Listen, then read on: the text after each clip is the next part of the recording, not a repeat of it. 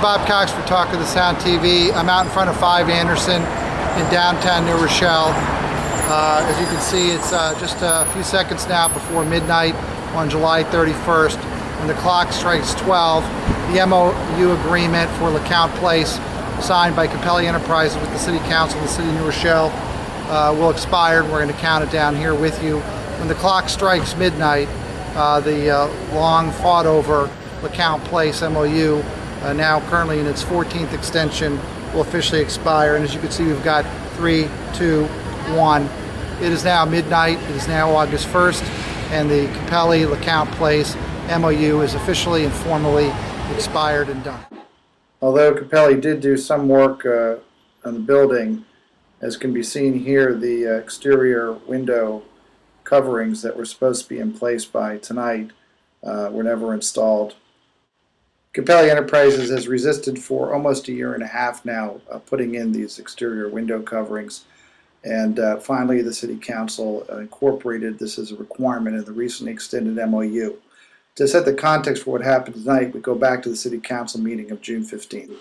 At the meeting, Council members Fertel and Sussman, as well as Mayor Bramson, expressed their doubts as to whether the conditions would be met, but stressed that they were stringent conditions. With respect to the 5 Anderson Street, and that was because I believe the current condition is really something that's not acceptable, and they have to do something, otherwise by July 31st it's over. So this is a drop-dead date if you want to use that kind of nomenclature in the legal business.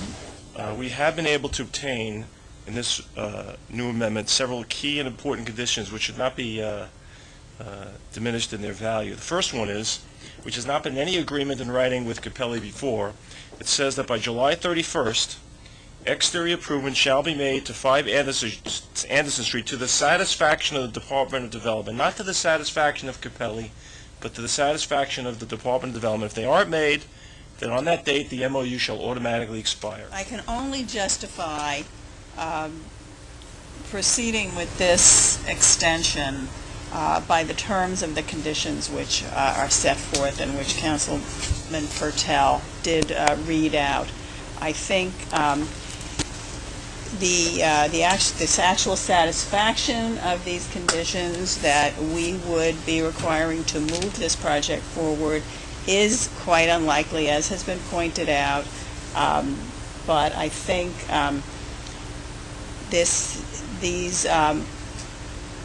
if they occur in any way, if there is improvement by July 31st to the Anderson Street property and it improves our downtown, I think whatever happens later, we have achieved something very significant that I think all the members of council who discuss this one way or another are in support of.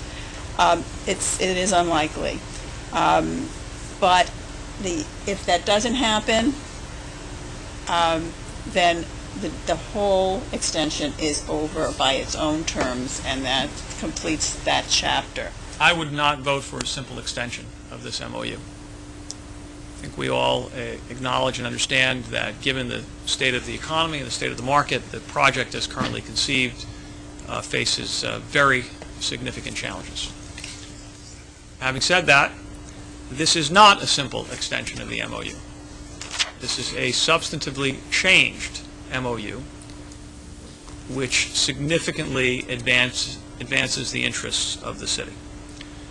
In terms of the upside potential, there is a greater incentive and a greater possibility of addressing conditions on the block as they exist today, and of reaching an agreement with the United States Post Office. Considering the potential downside in the event that the project does not proceed, it provides for an amicable parting of the ways rather than a messy divorce, which would certainly harm the interests of this community. I understand that it may be satisfying to vent our frustrations with this project or any other project.